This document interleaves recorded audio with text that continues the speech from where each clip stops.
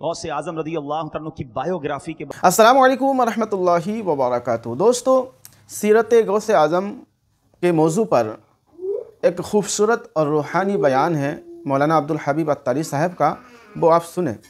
गौस आज़म रज़ी अल्लाह तआला की बायोग्राफी के बारे में पता होना चाहिए। आप जो है, आपका नाम अब्दुल कादिर, कुन्नियत अबू मुहम्मद है, मुहय्युद्दीन यानी दीन को जिंदा करने वाले, और गौसुस सकलैन यानी जिन्नों और इंसानों के गौस मददगार, ये आपके मशहूर अलकाब हैं। हुज़ूर गौस आज़म 470 हिजरी को जीलान में पैदा हुए। आप 91 ईयर्स 91 साल आपकी उम्र मुबारक थी। 561 हिजरी में आपने दुनिया से पर्दा फरमाया। हुज़ूर गौस आज़म रज़ी अल्लाह तआला अन्हु वलियों के वली हैं, पीरों के पीर हैं, रोशन ज़मीर और सुल्तानुल औलिया हैं। जिस तरह आप रहमतुल्लाहि तआला अलैह विलायत में बहुत बुलंद मर्तबा रखते हैं, ये बहुत सारे लोगों को शायद नहीं पता। आपकी करामतें तो बड़ी बयान की जाती हैं, बेशक आप वलियों के वली हैं, मगर आप इल्म में भी बहुत ऊंचे मकाम के मालिक हैं। आप अपने ज़माने के सबसे बड़े मुफ्ती थे, बाकायदा फतवे भी लिखा करते थे और मदरसे में पढ़ाया भी करते थे। सुभान अल्लाह। शेख अब्दुल कादिर जिलानी रहमतुल्लाहि तआला अलैह की ज़िंदगी के 3 हिस्से हैं। ठीक है, नौजवान बैठे हैं, स्टूडेंट्स भी बैठे हैं, ज़रा गौर से सुने। पहला हिस्सा आपकी विलादत से लेकर 18 साल तक का, जो आपका यंग एज, यूथ जिसको कहते हैं, पैदाइश से लेकर जो 18 साल तक था, आप इसमें अपने आबाई वतन जीलान में ही तशरीफ़ फरमा रहे। जो दूसरा हिस्सा था 18 साल से लेकर 51 साल तक, ये ऑल टुगेदर 33 साल मजीद बनते हैं। इसमें गौस आज़म रज़ी अल्लाह तआला जीलान से बगदाद आ गए, बहुत इल्म दीन हासिल किया, खूब मुजाहिदात भी किए, जंगलों में तशरीफ़ ले जाते, तन्हाई में रहकर अल्लाह पाक की इबादत करते और फ़िक्र व ज़िक्र में मसरूफ़ रहा करते।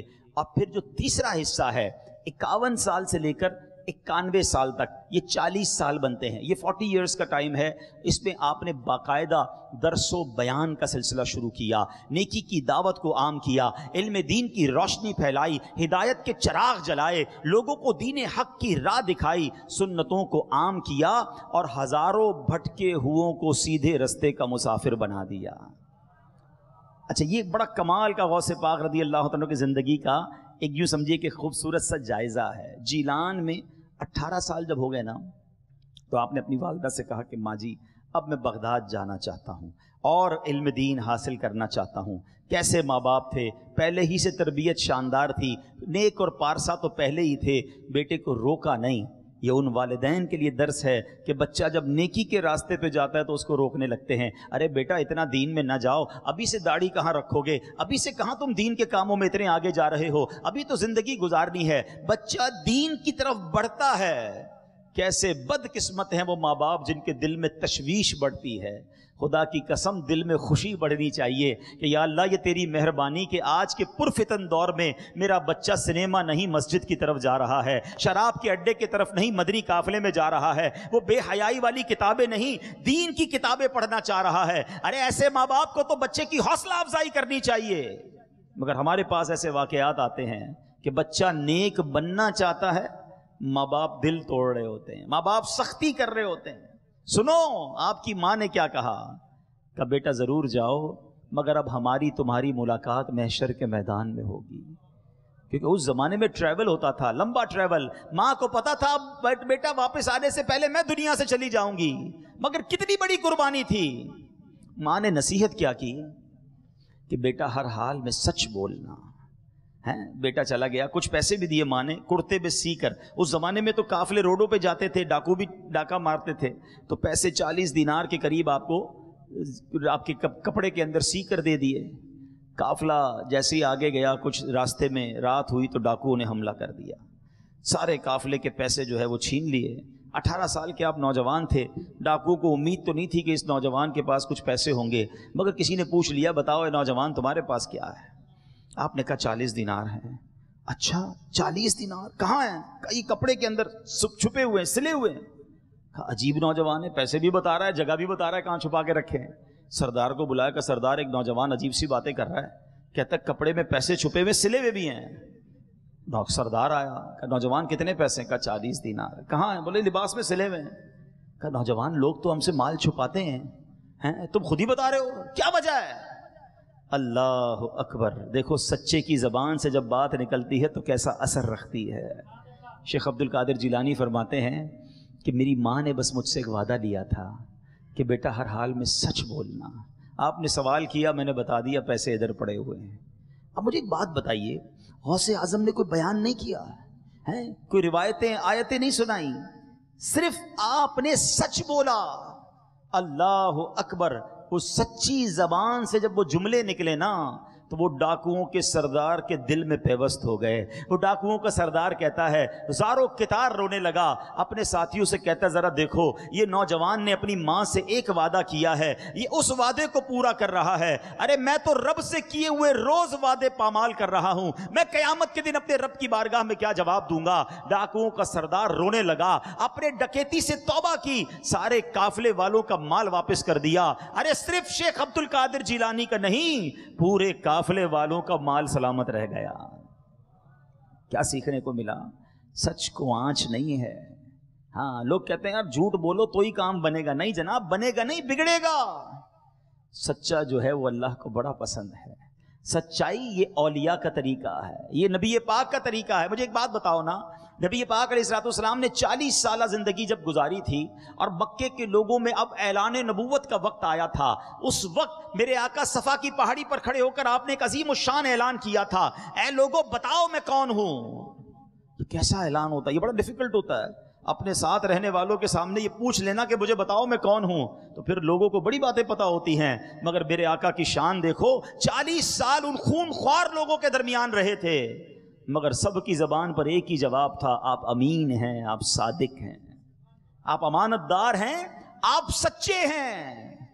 ایک بات تو بتاؤ، بے حد محبت ہے آقا سے، بڑی محبت ہے غوث اعظم سے، آقا امین ہیں، غوث پاک سچے ہیں، اور یہ نبی پاک کو ماننے والا غوث پاک کا دیوانہ کیسے جھوٹ بول دیتا ہے؟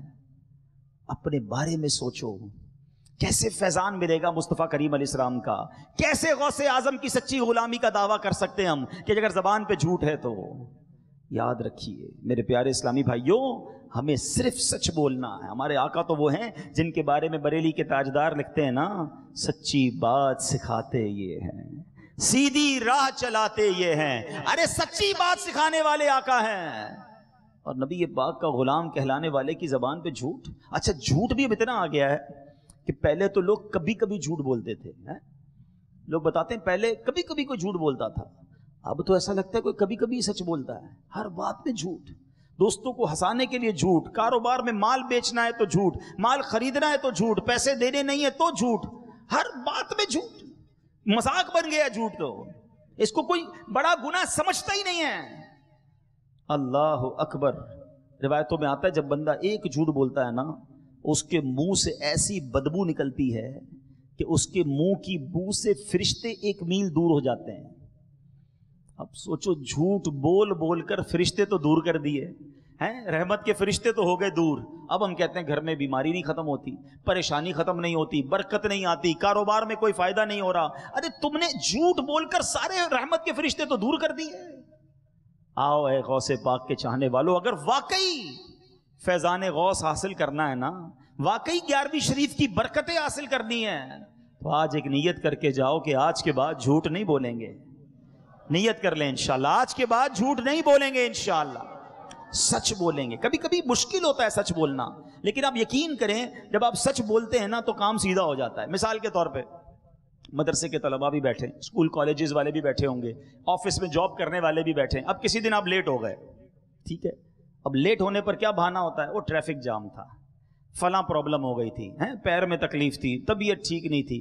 اب قاری صاحب، استاد صاحب یا آفس والے تو مان گئے کہ آپ آدھا گھنٹہ کیوں لیٹ ہوئے ہیں، جھوٹ کا گناہ تو مل گیا نا، اور آپ جلدی اٹھنے والے بھی نہیں بنے، کیونکہ آپ کو پتا ہے جب لیٹ ہوں گا جھوٹ بول دوں گا۔ لیکن جس دن آپ نے کہا کہ میری آنکھ ہی لیٹ کھلی تھی، میں خود گھر سے دیر نکلا تھا، تو کیا ہوگا؟ چھوٹی سی یا تو سزا ملے گی یا تھوڑے پیسے کاٹ لیے جائیں گے سچ بولنے کی وجہ سے، لیکن فائدہ کیا ہوگا کہ اب آپ کل جلدی اٹھیں گے، آپ جھوٹ سے بھی بچ گئے، آپ کی روٹین بھی ٹھیک ہو گئی۔ اور ایک اور بات یاد رکھیں، جو جھوٹ بولتا ہے نا وہ ہمیشہ پریشان نظر آئے گا آپ کو۔ ہاں کتابوں میں لکھا ہے جھوٹ بولنے والے کے چہرے سے نور ختم ہو جاتا ہے، جھوٹ بولنے والا آپ کو مضطرب، ٹینشن میں پریشان دکھے گا، سچ بولنے والا بڑا پرسکون دکھے گا، اس کے چہرے پہ نور ہوگا۔ اللہ اکبر۔ نبی پاک علیہ الصلوۃ والسلام جب لوگوں کو اسلام کی دعوت دیتے تھے نا، تو کئی بار ایسا بھی ہوا کہ لوگ جو پیارے آقا کا چہرہ دیکھتے نا، کہتے یہ چہرہ کسی جھوٹے کا نہیں ہو سکتا ہے، ایسا چہرہ، یہ جو کہتے ہیں سچ ہی کہتے ہیں۔ ہاں، جو سچ بولتا ہے نا، کام، کوائٹ، پرسکون، بڑا ریلیکس ملے گا آپ کو۔ اور اس کی وجہ بھی ہے، ایک وجہ بھی بتا دیتا ہوں۔ مثال کے طور پہ جس کی عادت ہی جھوٹ بولنے کی ہے، آپ سے ملا کہاں رہتے ہیں، مثال کے طور پہ کوئی بندہ کسی غریب علاقے میں رہتا ہے، کوئی نہ کوئی ایسا علاقہ ہوگا جو غریبوں کا علاقہ ہوگا، اب اس کو بتانا نہیں ہے میں وہاں رہتا ہوں، تو وہ کہے گا میں تو جناب کنال روڈ پہ رہتا ہوں۔ اچھا، اب بتایا اس کو گھر کہیں اور ہے، راستہ بتایا، علاقہ بتایا کوئی مہنگے علاقے کا، اب ساری زندگی یاد رکھنا پڑے گا کہ اس کو میں نے ایڈریس جو ہے نا کنال روڈ کا بتایا ہے، اب جب بھی پوچھے گا اس کو یہی بتانا پڑے گا۔ اچھا، دوسرا کہتا ہے کام کیا کرتے ہو، پتہ چلا کام ٹھیلا لگاتا ہے، حالانکہ ٹھیلا لگانا کوئی غلط بات نہیں، یہ رکشہ چلاتا ہے، کہا جناب میرا تو بہت بڑا بزنس ہے امپورٹ ایکسپورٹ کا۔ اچھا ماشاءاللہ، اس بیچارے کو کیا پتا، اب ساری زندگی یاد رکھنا پڑے گا کہ اس کو میں نے ٹھیلا نہیں بتایا، اس کو امپورٹ کا بزنس بتایا، ٹھیک ہے۔ فائلیں سنبھالنی پڑتی ہیں اس کو اپنی خود ہی، وہ نہیں آفس میں جاتے ہیں 2 دن بعد، بھائی کیوں نہیں آئے، 2 دن چھٹی ہوئی، وہ نانی کا انتقال ہو گیا تھا، حالانکہ نانی جان پہلے دنیا سے ابھی ہیں، موجود ہیں، لیکن اب ساری زندگی یاد رکھنا پڑے گا کہ آفس میں نانی مر چکی ہے، اب دوبارہ کہہ نہیں سکوں گا کہ نانی بیمار تھی۔ تو جو جھوٹا ہوگا نا، اس نے جھوٹ بولا ہوا ہوگا، اور جہاں جہاں اس نے جھوٹ بولا ہے، وہ ایک جھوٹ کو سنبھالنے کے لیے اس کو مزید جھوٹ بولنے پڑیں گے۔ سچے کو ٹینشن ہی کوئی نہیں ہے، جب پوچھے بتا دوں گا کہاں رہتا ہوں، جب پوچھے صحیح بتاؤں گا کیا کام کرتا ہوں، جو چیز اپنے بارے میں بتانی ہے سچ بتائیں نا، تو آپ کو ٹینشن ہی نہیں ہوگی۔ جھوٹے کو ٹینشن ہوتی ہے۔ اللہ کرے آج یہ جھوٹ کی لعنت ہمارے اندر سے دور ہو جائے۔ اپنے بچوں کو بھی یہ حوصلہ دیا کرو، ہاں، اپنے بچوں کو کہہ دیں کہ بیٹا کوئی غلطی ہو گئی مجھے بتا دینا، جھوٹ مت بولنا، اور وہ غلطی کر کے سچ بولے نا تو اس کو بہت زیادہ صدمات دیں، اس کو اتنا مت ڈانٹے کہ آئندہ پھر جھوٹ بولنے لگے، اس کو اس بات کی شاباش دے کہ چلو کم از کم تم نے سچ بات تو بتائی، تاکہ بچپن سے بچہ سچا بنے۔ غوث اعظم کی ماں نے کہا تھا بیٹا ہر حال میں سچ بولنا۔ آج ہم دانستہ یا غیر دانستہ اپنے بچوں کی خود ٹریننگ کر رہے ہیں جھوٹ بولنے کی۔ وہ کیسے؟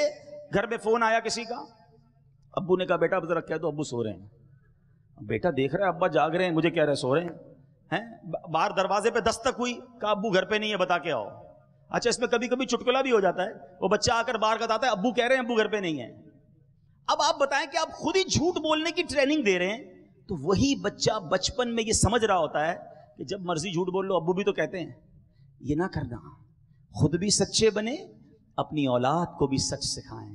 سچا اللہ کو پسند ہے، جھوٹا اللہ اکبر یہ اللہ کو پسند نہیں ہے۔ اللہ کرے کہ آج ہم اس برائی سے بچیں، اور الحمدللہ غوث اعظم کی تو باتیں اتنی ہیں، ساری رات باتیں کرتے رہیں، غوث پاک کے فضائل سناتے رہیں، آپ کے واقعات سناتے رہیں، آپ کی کرامتیں سناتے رہیں، تو ہماری راتیں تھوڑی پڑ سکتی ہیں۔ اللہ نے وہ مقام عطا فرمایا۔ 2-3 باتیں مزید غوث اعظم کے بارے میں جانتے ہیں اور پھر بیان کو اختتام کی طرف لاتے ہیں کہ غوث اعظم رضی اللہ تعالیٰ عنہ کی بارگاہ میں افغانستان کے ایک صوبہ ہے نیمروز، ٹھیک ہے، وہاں کا جو بادشاہ تھا نا، اس نے ایک لیٹر بھیجا اور کہا حضور میں آپ کو کوئی جاگیر کا حصہ دینا چاہتا ہوں، تحفے میں آپ کو کوئی بہت بڑی زمین دینا چاہتا ہوں۔ اللہ اکبر، تاکہ آپ بھی میری طرح عیش و عشرت سے رہیں، اتنے بڑے اللہ کے ولی ہیں، میں آپ کی خدمت کرنا چاہتا ہوں۔ دیکھو اللہ والوں کی کیا شان ہوتی ہے، بڑی جاگیر آ رہی تھی، آپ نے کیا شاندار جواب دیا۔ آپ فرماتے ہیں کہ جو مجھے راتوں کو جاگ کر عبادت کرنے کی سلطنت حاصل ہے نا، حکومت ہے میرے پاس ایک سلطنت ہے، اور اس کا مزہ بڑا ہے، اور وہ رات جاگ کر رب کی عبادت کرنے کا مزہ ہے۔ تمہارے نیم روز کی جو قیمت ہے نا، تمہاری سلطنت کی قیمت میری نظر میں جو کے دانے کے برابر بھی نہیں ہے۔ تختے سکندری پر وہ تھوکتے نہیں ہیں، تختے سکندری پر وہ تھوکتے نہیں ہیں، بستر لگا ہوا ہے جن کا تیری گلی میں، ان کا منگتا پاؤں سے ٹھکرا دے وہ دنیا کا تاج، جس کی خاطر مر گئے منعم رگڑ کر ایڑیاں۔ کیا بات ہے میرے غوث اعظم کی۔ اور اے قادریوں، اے غوث پاک کے چاہنے والوں، دیکھو زندگی کا اصول بنانا، دنیا کے مال کے پیچھے نہ جانا، دنیا کے مال کے لیے کسی کی چاپلوسی نہ کرنا، اللہ پر بھروسہ رکھنا، رب پر توکل کرنا، اللہ اور اس کے رسول کی اطاعت میں زندگی गुजारना, जो तुम्हारे नसीब में है वो तुम्हें मिल कर रहेगा। कुछ लोग दुनिया वालों की चापलूसी में लगकर अपने दीन को बर्बाद करते हैं, इल्म दीन होते हुए भी अपने इल्म को गोया बेच आते हैं। अरे बरेली के ताजदार ने भी तो सिखाया था ना, करूं मदहे अहले दुवल रजा, ए रजा पैसे वालों की मदा करूं मदहे अहले दुवल रजा, पड़े इस बला में मेरी बला, मैं गदा हूं अपने करीम का, मेरा दीन पाराए ना नहीं, मेरा दीन रोटी का टुकड़ा नहीं है कि मैं उसके लिए पैसे वालों की मदह सराई करूं। और यही बात गौसे आजम रदी अल्लाह तआला अन्हु की सीरत से सीखने को मिलती है। गौसे आजम रदी अल्लाह तआला अन्हु ने जब दर्सो बयान शुरू करना चाहा तो आप के खुद फरमाते हैं कि मेरे बेदारी के आलम में ज़ोहर की नमाज से पहले हालत बेदारी में प्यारे आका मदीने वाले मुस्तफ़ा सल्लल्लाहु तआला अलैहि वसल्लम की ज़ियारत नसीब हुई। आपने फरमाया, मेरे बेटे तुम वाज़ो नसीहत दर्सो बयान क्यों नहीं करते? मैंने अर्ज़ की, हुजूर मैं एक अजमी शख्स हूँ। आप अरबी नहीं थे ना, अजमी थे। मैं अजमी शख्स हूँ और बगदाद के अरबी और माहिर लोगों के सामने मैं कैसे बयान करूँ? नबी पाक अलैहिस्सलाम ने फरमाया, मुँह खोलो। हैं शेख अब्दुल कादिर जिलानी कहते हैं, मैंने अपना मुंह खोला, मेरे आका अलैहिस्सलाम ने 7 मरतबा अपना लुआबे दहन यानी थूक मुबारक मेरे मुंह में डाल दिया। फरमाया, अब वाज करो, अब नेकी की दावत दो। गौस पाक फरमाते हैं, ज़ोहर के बाद मुझे इस्लाम के चौथे खलीफा अमीरुल मोमिनीन मौला अली शेर खुदा करमल्लाहु तआला वजहुल करीम की ज़ियारत नसीब हुई। आपने मेरे मुंह में 6 बार अपना लुआब दहन डाला। फरमाया, अब वाज करो।